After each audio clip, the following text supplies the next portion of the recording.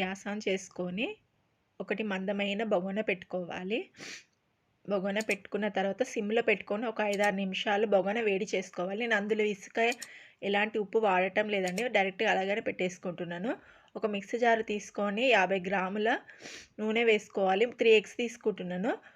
ముందుగా ఒకటి తర్వాత ఒకటి అన్ని పగలగొట్టుకొని అందులో వేసుకోవాలి.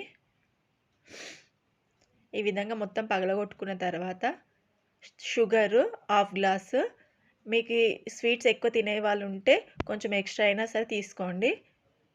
కొంచెం పాలు, మనం చాయ్ గ్లాస్ ఉంటుంది కదా దానికి సగానికి తీసుకున్నాను. వెనిలా ఎసెన్స్ వైట్ కలర్ది 3 డ్రాప్స్ తీసుకున్నాను. ఇలాచీ ఆప్షనల్, ఇలాచీ వేసుకుంటే బాగుంటుంది. బేకింగ్ పౌడరు 1/2 టీ స్పూన్, చిటికడు వంట సోడా, మైదా పిండి 300 గ్రామ్స్ తీసుకున్నాను. 300 గ్రామ్స్కి సరిపడవన్నీ మీకు చూపిస్తున్నాను.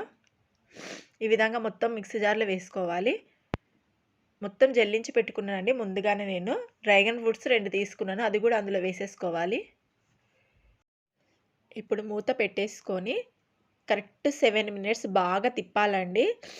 7 మినిట్స్ అయిన తర్వాత తీసి చూపిస్తున్నాను. నేను వేసుకున్నవన్నీ ఇంగ్రీడియంట్స్ అన్నీ కరెక్ట్ సరిపోయినాయి చూడండి. ఈ విధంగా రావాలి. ఇలాంటి ఒక బౌల్ తీసుకొని కొంచెం నూనె, కొంచెం మైదాపిండి వేసుకొని అప్లై చేసుకోవాలి. చేసుకున్న తర్వాత మనం ముందుగా రెడీ చేసి పెట్టుకున్నవంతా అందులో వేసేసుకోవాలి. ఇప్పుడు బగోనా కూడా హీట్ అయింది. ఇప్పుడు పెట్టేసుకోవడమే. పెట్టేసుకొని 45 మినిట్స్ సిమ్లో పెట్టుకొని కుక్ చేసుకుంటే రెడీ అయిపోతుంది కేకు. ఈ విధంగా క్లాత్ కప్పడం వల్ల ఇంకా మంచిగా పొంగుతుంది. చూడండి ఎంత చక్కగా పొంగిందో. ఒక 35 మినిట్స్ అయిన తర్వాత చూపిస్తున్నాను. ఇంకా కొంచెం టైం పడుతుంది. ఈ విధంగా స్పూన్తో చూసుకొని మళ్ళీ ఒక 10-15 మినిట్స్ పెట్టేసుకుంటే సరిపోతుంది. మళ్ళీ అలాగే క్లాత్ కప్పేసి పెట్టుకోండి.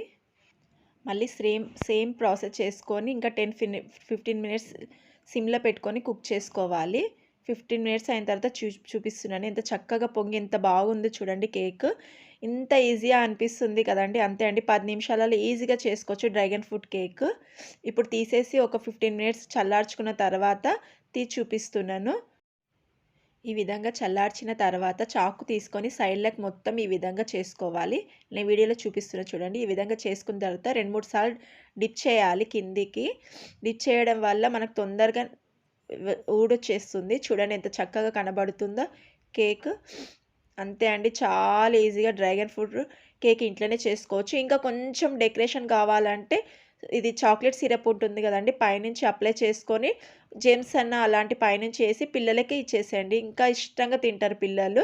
నేనైతే సింపుల్గా చూపిస్తున్నాను. చూడండి ఎంత చక్కగా వచ్చేస్తుందో. అంతే అండి, చాలా ఈజీగా మనం ఇంట్లోనే చేసుకోవచ్చు dragon fruit cake. Dragon fruit ఇష్టం లేని వాళ్ళు ఇలాంటి వెరైటీ చేసి ఇవ్వండి. డ్రాగన్ ఫ్రూట్తోనే హల్వా చేసినండి. ఎవరికైనా ఇంట్రెస్ట్ ఉంటే డిస్క్రిప్షన్ బాక్స్లో లింక్ ఇస్తాను, ఒకసారి చెక్ చేయండి. ఈ రెసిపీ నచ్చినట్టయితే ఒక లైక్ అయితే ఇవ్వండి. ప్లీజ్ సపోర్ట్ చేయండి నా ఛానల్ని.